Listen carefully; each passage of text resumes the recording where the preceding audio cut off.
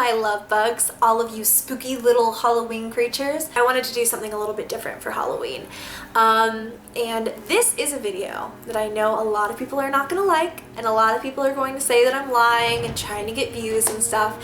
And if nothing else, if you do not believe in paranormal or ghosts or anything like that, just have fun listening to the stories. I will promise you from the very bottom of my heart, cross my heart, hope to die, that I am not bullshitting you on any of this.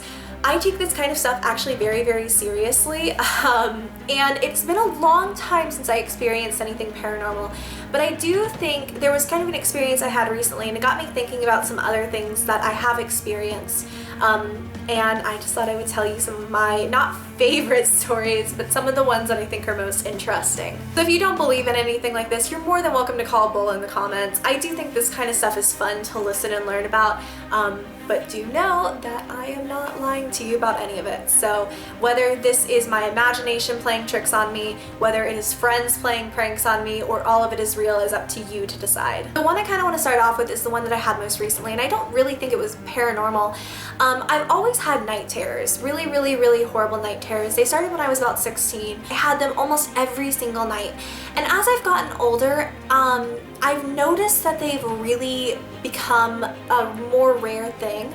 But it has affected in some ways. I have insomnia. On top of that, I have a lot of issues with sleep. It has affected my insomnia. And nights that I do have night terrors, it's almost impossible to go back to bed. And that's why I don't exactly understand what this was. So I was having a night terror or something, and this was like just a few weeks ago. I actually tweeted about it because I was just terrified. I gotta tell you, I really should have written down the nightmare. I used to do this all the time, where I would write down my nightmares and things like that, but this one was really, really horrible.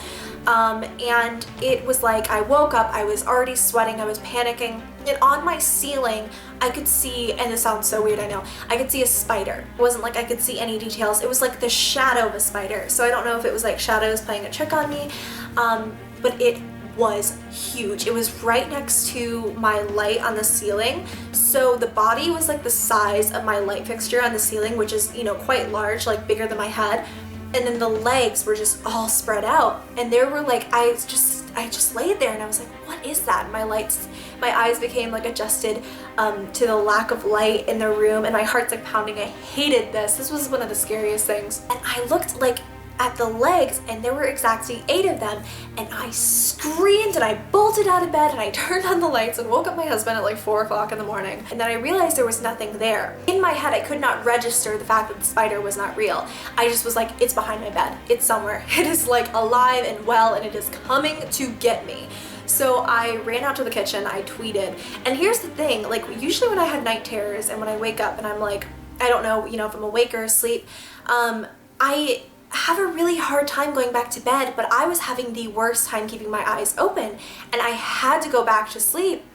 And it was like I was either going to sleep at the table or on the couch, or I was going to go back to bed, and I was like, I'm just going to go back to bed. So I went back to bed. I left my phone on as my nightlight all night. Obviously there was no spider because spiders aren't that big, but it was weird, and I've never actually had anything quite like that happened to me before. So one of the reasons that I think I've experienced a lot of really strange things is that my family and I lived in this farmhouse growing up. That was where I had my horses that I often talk about. That is where I had a baby cow, I had chickens, we had like the whole shebang. We didn't own the farm, but we were renting from someone who did. And so it was probably the most fun I've ever had. I would never take it back for anything, but I experienced a lot of really, really weird stuff there. I was getting out of bed, and this was when I was like 14. And I was getting out of bed, and I don't remember what in the world I was doing, but I was like going to the kitchen, and I saw something at this top of the basement steps, and it was like it moved, and I was really, really confused. So I walked towards the basement steps, and I turned on the light, and at the very bottom of the stairs I could make out like this little white figure, and it was really, really short. And at the time I was really tired, and it didn't really like register in my head that anything was actually there, so I just kind of like walked away. And then later on, like that night, I was thinking about it more and more, and I was like, was there something there? It really didn't scare me at the moment, but then like looking back, I was like, what in the world was that? So the next night, actually, I came back out to the kitchen, and the way that this house was designed was there was a kitchen, and then there was a porch, and from where I was in the kitchen I could see directly onto the porch.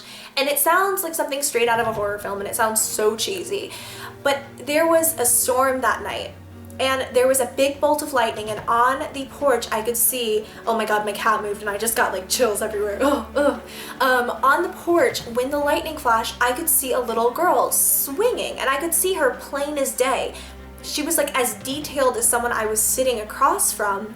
And I saw it, and it was like for a split second I saw her swinging on a swing set that wasn't there. I had to have imagined that. So I turned on the porch lights and I looked back out there, and obviously no one was there. So I don't know if the little girl was real or if it was my mind playing tricks on me because I had been thinking so much about the white figure that I saw in the basement.